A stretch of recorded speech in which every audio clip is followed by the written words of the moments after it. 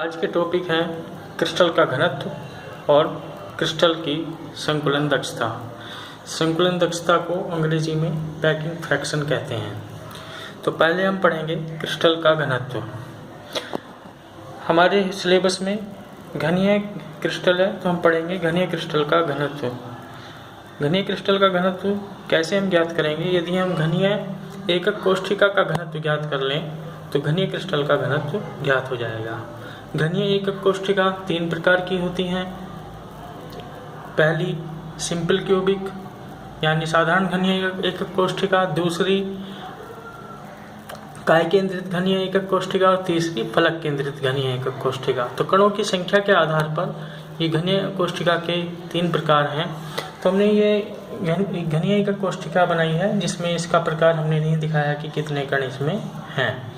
अलग अलग कण के आधार पर उसका घनत्व हम ज्ञात कर सकते हैं। घनत्व कैसे ज्ञात होता है? किसी भी पदार्थ का घनत्व बराबर द्रव्यमान बटे आयतन होता है। तो एकक कोष्ठिका हमें एकक कोष्ठिका का घनत्व ज्ञात करना है तो हमें क्या पता होना चाहिए? एकक कोष्ठिका का द्रव्यमान पता होना चाहिए और एकक कोष्ठिका का आयतन पता होना चाहिए। तो एकक कोष्ठिका का द्रव्यमान हम ज्ञात करेंगे। कैसे ज्ञात करेंगे? एकक कोष्ठिका के कणों का द्रव्यमान जो होगा वो एकक कोष्ठिका के द्रव्यमान के बराबर होगा, क्योंकि जितने कणों से एकक कोष्ठिका बनी होगी उतना ही उन कणों का द्रव्यमान ही एकक कोष्ठिका के द्रव्यमान के बराबर होगा। तो द्रव्यमान कैसे ज्ञात करेंगे इसको? कणों की संख्या गुणा एक कण का द्रव्यमान। तो कणों की संख्या गुणा एक कण का द्रव्यमान कैसे निकालेंगे? कण भार बटे अवागाद्रो संख्या। कण क्या होते हैं?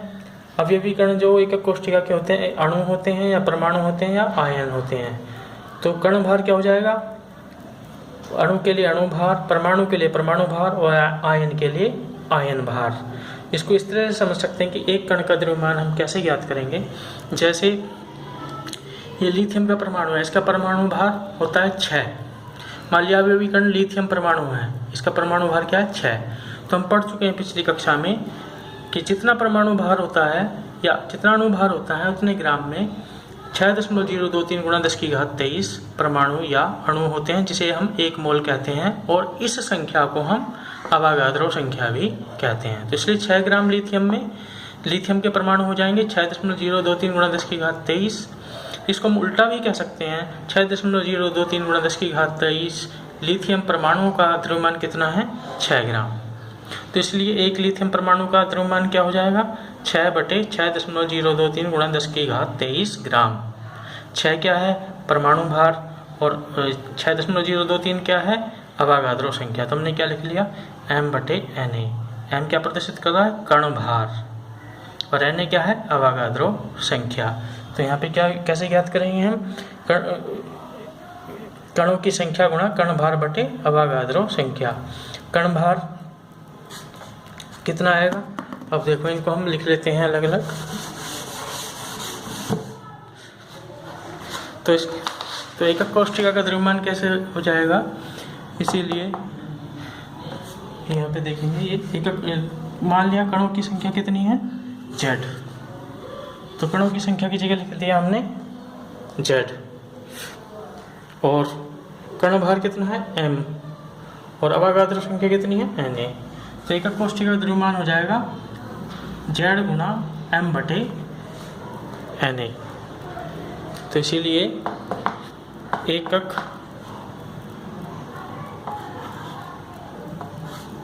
एकक कोष्ठिका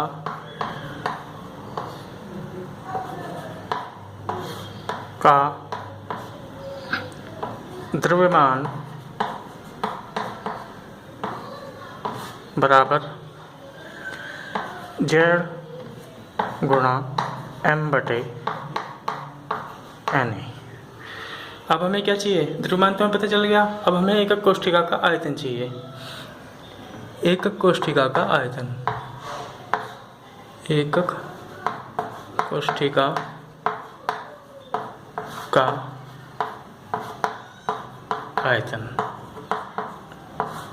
आयतन घनीय एकक कोष्ठिका है तो आयतन कैसे निकलेगा? घन का आयतन कैसे निकलता है? भुजा की घात 3।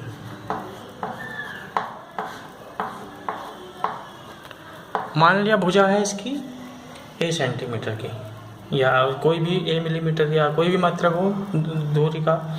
तो हमने मान लिया भुजा ए है, तो हमने लिख दिया भुजा की घात 3 यानी ए की घात 3। तो हमें द्रव्यमान भी पता है और ये आयतन भी पता है, तो इन दोनों से अब हम घनीय एकक कोष्ठिका का घनत्व ज्ञात कर सकते हैं। इसीलिए घनीय एकक कोष्ठिका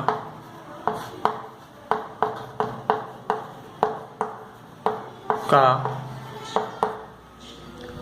घनत्व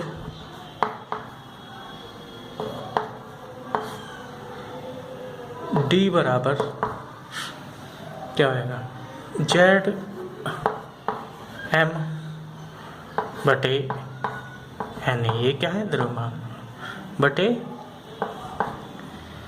आयतन ए की घात 3। तो हमारा ये सूत्र बना एक कोष्ठिका के घनत्व का जेड डी बराबर जेड एम बटे एन ए गुणा ए की घात 3। डी क्या है, एकक कोष्ठिका घनत्व। जेड है एकक कोष्ठिका में अवयवी कणों की संख्या, जो साधारण एकक कोष्ठिका के लिए 1 होगी, काय केंद्रित के लिए 2 होगी और फलक केंद्रित के लिए 4 होगी।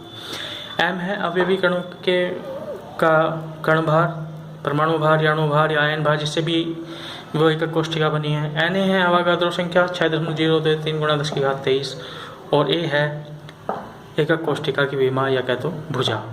तो ये मान हमें पता हो तो हम घनत्व एकक कोष्ठिका का ज्ञात कर सकते हैं। या इनमें से 1 2 3 4 कोई से 4 मान ज्ञात हो तो 5वां मान हम ज्ञात कर सकते हैं।